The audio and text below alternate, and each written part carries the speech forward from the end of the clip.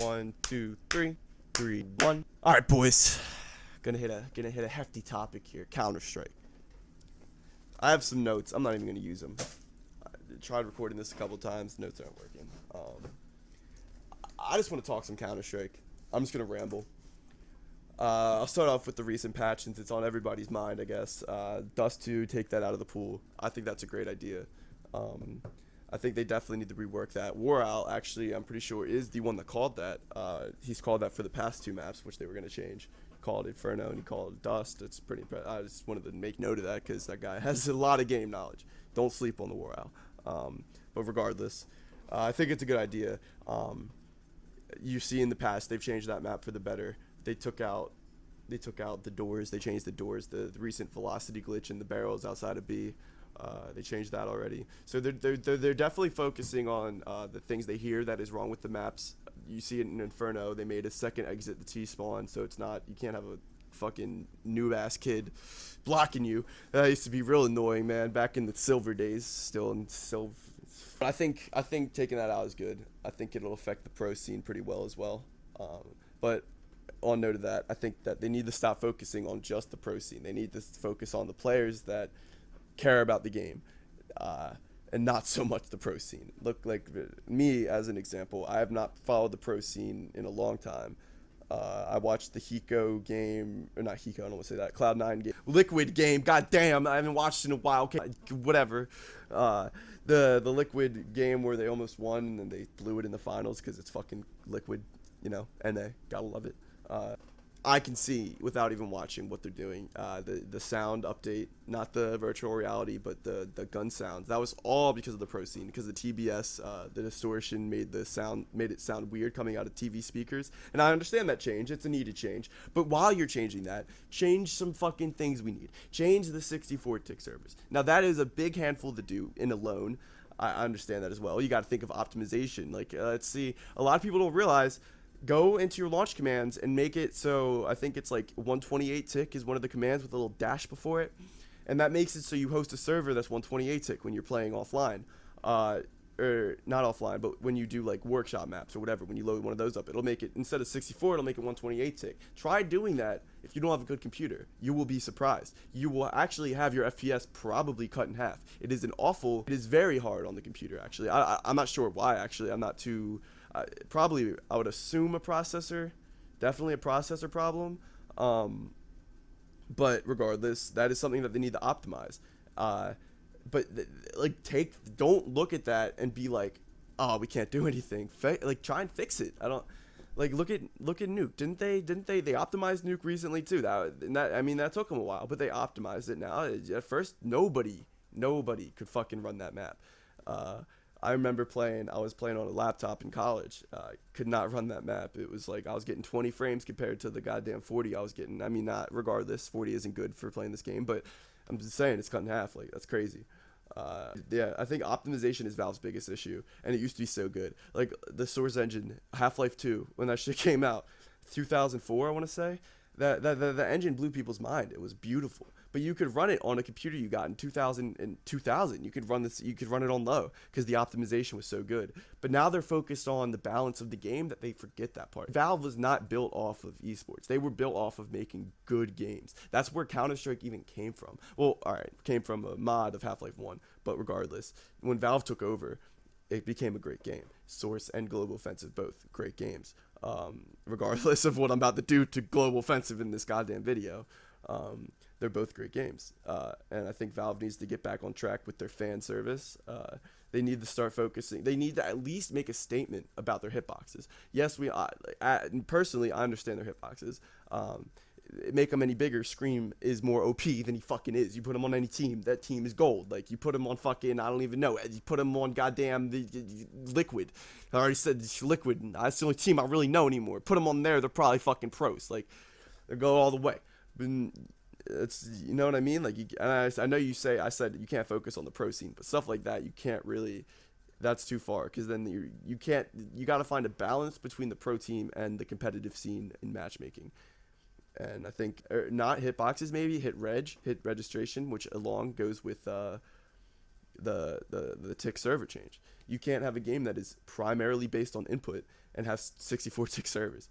It doesn't work. And people are like, oh, but look at Overwatch. Overwatch, the polygons on every hitbox are doubled because of how bad the input is. So it feels like it's smooth, but it's really not. It's all an illusion. It's like you're not actually hitting this dude in the head of the McCree. You're getting really close. So they're like, all right, we'll give it to you. Like, it's yours. It's you. Yeah, it's fine. But I don't know. But then if you look at the pro scene, I mean, it's changed too. It's completely meta. There's no uniqueness about it. When I stopped watching the pro scene, it was the triple boost on Overpass with Fnatic. That was a great fucking play. Like they got the win taken away for exploiting a glitch that was not like yes it was a glitch technically, but nobody knew about it. It was smart. It was innovative. It was ingenuity. It was great. It was that is what makes Counter-Strike. It's people doing abnormal things that win them the rounds. It's because you can't Counter-Strike. You are given a set of everybody has the same thing. It's you can kill this person with the $700 loadout if you buy the Deagle, and you can kill an AWPer that's spent fucking 6,000 with grenades, 6,750 if you bought two flashes of smoke and a frag. You could take that out with a $700 Deagle. And where that comes in though is how you do it. Yes, you can run down long and get a lucky one tap, or let's say you sit car, pray they don't check it, watch them go past you, have trigger discipline, and then take them out tacticfully. It's not probably a word, but you take them out. Like, let's say you take out the AWPer, and then they have a guy on site, but you took out the AWPer, you grab the guy's AWP, you hide, take out the guy on site, you win the round. That's where the smart players are, from the guys that just run down long, get the lucky one tap every once in a while, but mostly die with the Deagle. You know what I mean? You don't need aim all the time to be a good player. You need smarts. But now in the pro scene, all people care about are the one taps. Like, look at Dazed, look at Steel. Those two iBuyPower players, they got banned. Those were the smartest players you will find in Counter-Strike. I don't give a fuck what people say. Together they are unstoppable. It was incredible watching their minds together. They were there since Source, and I mean Source was a lot easier in aim, and that's why NA ran Source, because you didn't need that much. You didn't need aim like you do now. You needed smarts. You needed to know how the jump peek. You needed to know how the fucking, I don't even know, I didn't play much Source, but jump peeking was cool. But you know what I mean? It was all about how you played the game, not how good your aim was. And now that's where you have Scream and Shocks and Get Right, and they all shine because of how fucking good their aim is. But then you have Shroud, and he's slept on as a player. But he is like, look at the Cash game where he's sitting up there. He waits for everybody to pass. He brings their team into a tie game with a goddamn 5-7 because he sat and was patient and played it smart. He got 4, and yeah, aim played part in that. But he could have had the aim of goddamn nothing. Let's say nothing. Nothing doesn't have that good aim and still done that play. And nothing could have done that play because they're smart players. But that's what the NA scene is, and that's why they're slept on. And it doesn't work anymore. These teams are getting destroyed when they go over like C's because these guys have impeccable aim. And I don't think that's really where Counter-Strike should go. A lot of people would argue, and I mean, I don't mind either way. I think it's still Counter-Strike. It's still a fun game to watch. I still like watching. I still like playing it. But yeah, let me check my notes real quick. And then the guns. Let's see, gun imbalance. That's always interesting, right? So when you're talking about guns, a lot of people like to say like, oh, the P250 one tap, M4 isn't one tap, but yes, realistically, it is very unrealistic. But you got to look at it as a game design kind of point of view. It's all about balance. The AK is a one tap because of the disadvantage that the terrorists have on LAN. Peeker's advantage goes to only online servers just because of the input lag. Because you know you know when you're gonna peek that corner. You know when you're gonna see them. You know where they're gonna be most times. And then the times that you don't is when you get shot. That's when the disadvantage comes. But you have the timing is all in your hands, and even if you have even 0.05 of a second reaction time, which doesn't seem like a lot, but in Counter-Strike it is, trust me, difference from the person that's watching you won't notice if you're playing 64 tick. You absolutely won't. You will get that kill every time. What was I talking about with that? God damn it. Oh, the weapon imbalance, and that's why. But on land, you have Hiko. Look at that man's reaction time. There was nobody that can peek that dude. Uh, that's why the M4 is a double tap, because you can't have the advantage. You can't have that big of an advantage on CT, where your rifle rounds, you're just one tapping people that full buy everything. Like, you already have the weight advantage. Um, so yeah, I think weapons are balanced as they are. I just wanted to state that opinion, just because I feel like it is a very slept on opinion. I don't really think guns should be the focus anymore. Just stop changing them. Just stop. Like, I don't know. I don't really think you should change much with them anymore. Um, but let's talk. I want to talk about my personal setup. So what I got. I'll try and move this a little bit. I got fucking a hard mouse pad. I don't have anything under it.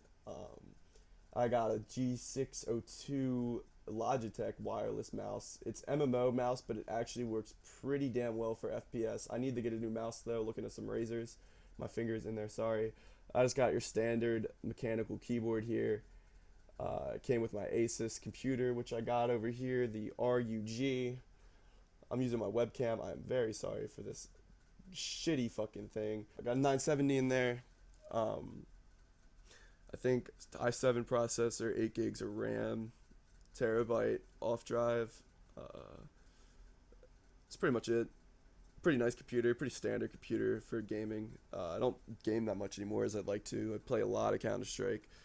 But my Counter Strike setup right now goes as raw input. I'm playing 1000 DPI. I'm switching around my res, but I'm sticking to stretched. I'm on 1280 by 960, I want to say. I think that's the exact res. I have a 64 hertz monitor. Didn't go up to the 144 yet. I don't mind it though. I mean, I've never even played on a 144, but I've overclocked mine to I think 67 hertz, and I see a difference. So I can only imagine what the 144 is. I definitely need to get on that, but I don't want to spend the money right now. My sense is 1.15. I think I said that. Maybe I didn't. I play raw input. My res, I went over that. I'm playing big crosshair right now. I've been switching around my crosshair as well. I started playing crosshair 5 with small crosshairs, and now I'm back to static with big crosshair 4. I'm playing like longer crosshairs, but like a zero point 0.5 thickness and a 1 draw outline. So I have the draw outline on, and I'm playing a -2 gap, I think. So I have like the edges of the rectangles touching each other. I think that's the best for me in lining up headshots. That's just how I personally work with them. I have my view model on the left side.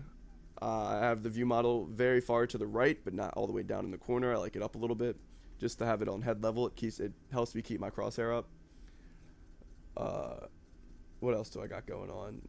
Nova 4 right now. I have 724 competitive wins. Nova 4, 2,000 hours almost. I really don't take the game seriously as I should.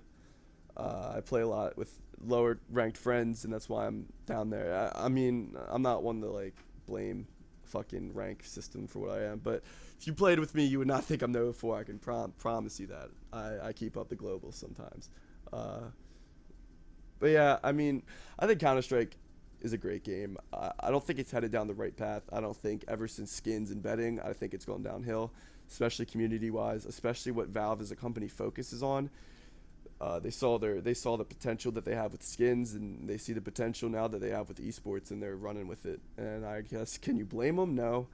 Can I be upset about it? Fuck yeah. Like, yes, I can, because I'm scared to what Valve is going to be later on. Because you got to see, like, they have Dota, they have the Steam box now, they have Steam in general, they have Counter-Strike, they have all this VAC shit going on, they need a new antivirus, they have a lot of shit going on, and they're focused on the esports, and it's sketch. I just really think it should go back to, well, maybe not. Maybe a lot of people disagree with that, actually. It's a pretty unpopular opinion, but personally, I think a lot of people would enjoy, whether they know it or not, if it went back 5 years. If it went back to what it was before. Okay, not 5 years. That was it was a bad time. Like 3 years ago. Like when I was talking, like that Fnatic game that I was talking about, that was when Counter-Strike was its prime. where you had good players in ESEA that were willing to pay the $6, that weren't selling their skins to buy a membership on goddamn Steam. It was the people that were willing to put out some of their paycheck to play Counter-Strike on private servers, 128 tick with good competitive rules that knew what they were talking about. That's when Counter-Strike was in its prime. But now you can't even play ESEA without having a bunch of fucking silvers. Sorry, I hate to bash on people's skill level, honestly. But you're paying $6 a month to play with the same people you play in matchmaking. The only thing you're paying for is the 128 tick servers, when Valve could put that in prime matchmaking just as easily as the fucking ESEA did, but they don't want to because the optimization, and they'll lose people. But then work on the optimization while it's in there. That'll be the easiest way to do it. You have people practice, you can see the effects on it right away. So in a year, you will profit off of what you're losing right now. And you're probably still profiting. It's not like you're losing money because of the esports that you're already focusing on. That's just my opinion, though. And I just get hype about Counter-Strike because I love this game, but I don't know. I just think they're not focusing on the game. They're focusing on the money and what people want, what the pros want.